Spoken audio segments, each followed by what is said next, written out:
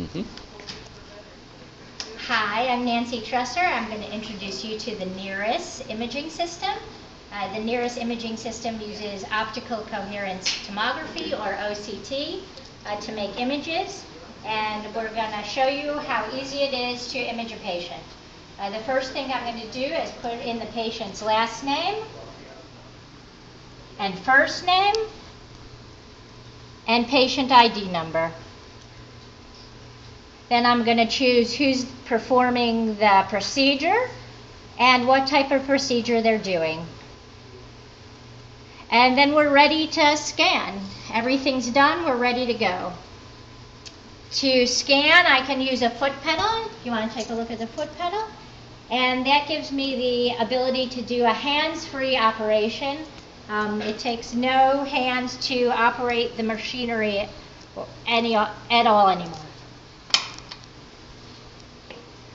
And here we go.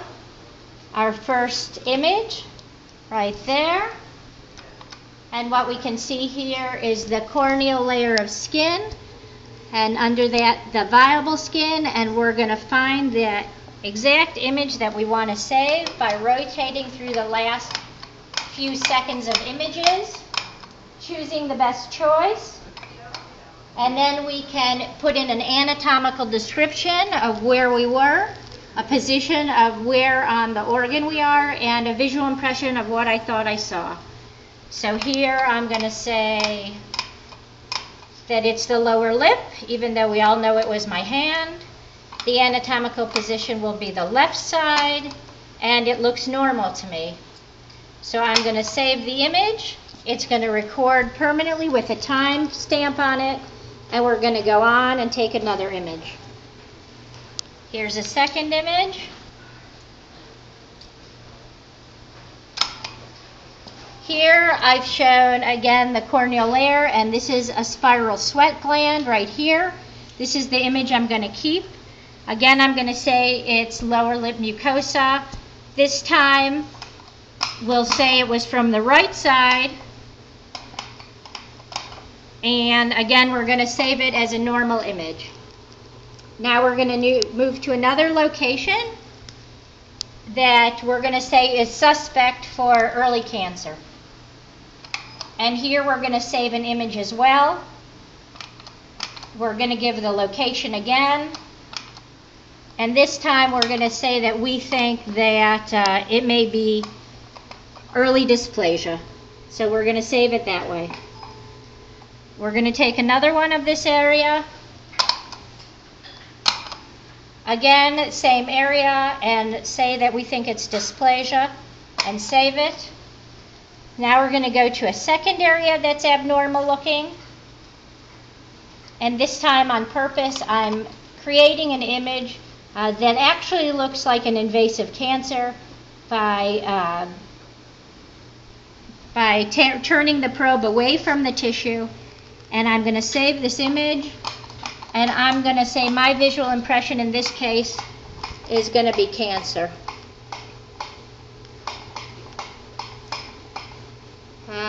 We'll call it dysplasia here. And we'll take another one of that and save it again.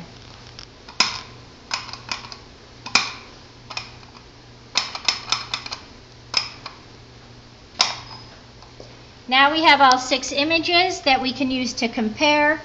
The ones with the dark blue here are our 2 normal images, what we thought were normal. They can be compared to the next 4 images, which are our areas of interest. In this case,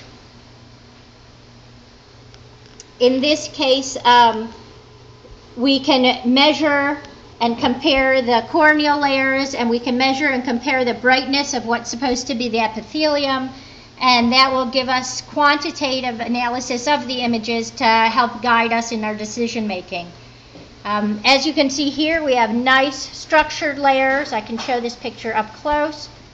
Here's this image up close. We have different structures. We have 1 layer, 2 layer, and a 3rd layer here. And if we go to the area that is supposed to reveal cancer, there is no horizontal structures whatsoever. This is just the glass of the probe, and underneath it we have continuous tissue. This represents one cell type without any structure in it. So this is what a typical invasive cancer would look like of the epithelium.